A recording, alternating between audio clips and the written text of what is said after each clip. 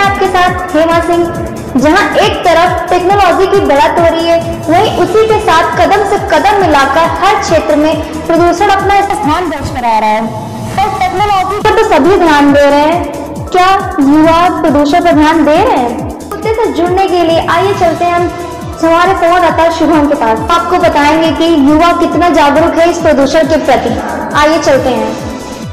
जी हेमा जी, अब मैं युवाओं से जुड़ चुका हूं और वो साथ ही छात्र भी हैं। अब देखते हैं कि प्रदूषण के बारे में उनकी क्या राय है और क्या वो उसके प्रति जागरूक हैं।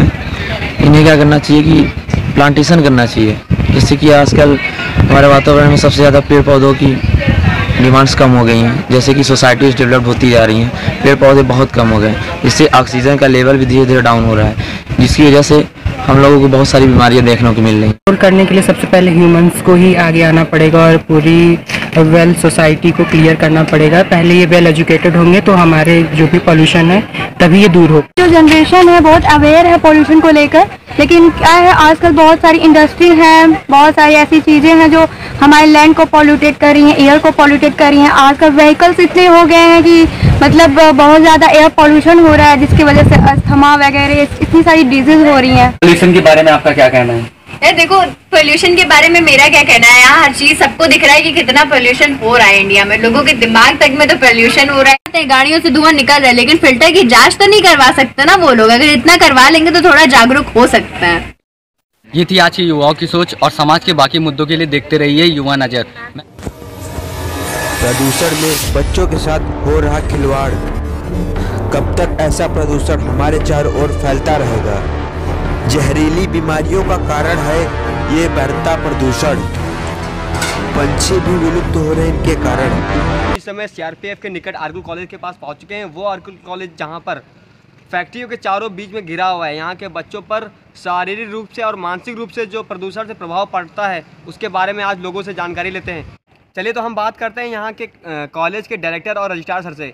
वो अपने बच्चों के बारे में क्या बताना चाहेंगे, जो प्रदूषण फैल रहा है उनके माइंड पर और शरीर पर क्या प्रभाव पड़ रहा है? जो फैक्ट्रियों का विकास है ये पूरी तरह से सरकार द्वारा नियंत्रित एक प्रक्रिया होती है कि किस क्षेत्र में कौन सा हमें उद्योग लगाना है। ये क्षेत्र बाद में लीडर द्वारा अधिग्रहित कर लिया गया। तो वेयर हाउस ने ऐसे स्थान पर बनना चाहिए जो आपके आउटर रिंग रोड के करीब हो, आपके हाईवे के करीब हो। ये तो हाईवे से भी 3 किलोमीटर अंदर एरिया पड़ता है।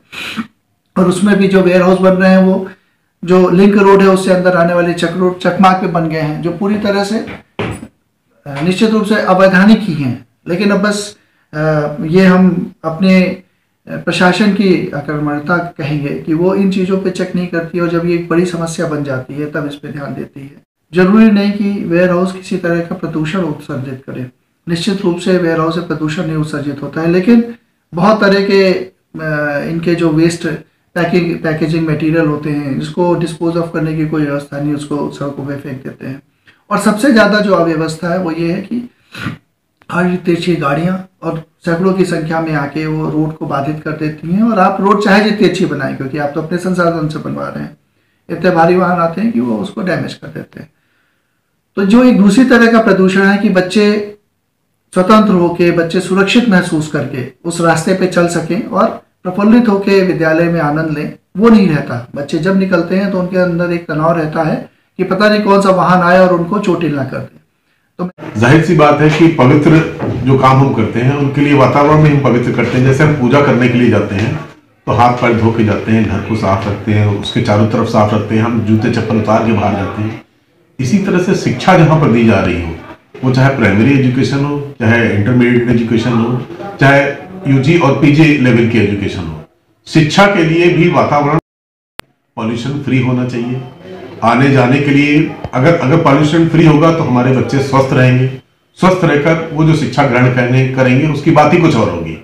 तो इन वेयर हाउसेस को नॉन पोल्यूटेड एरिया में रखा है, पर जब से मेरा पर्सनल एक्सपीरियंस है, जब से मैं यहाँ आई हूँ तब से हम लोग के आंखों पे फर्क पड़ने लगा है, बालों पे, हेल्थ पे, सांस लेने में प्रॉब्लम हो रही है, ये सारी दिक्कत। ये तो रही पोल्यूशन पर युवाओं और कॉलेज के डायरेक्टर की राय।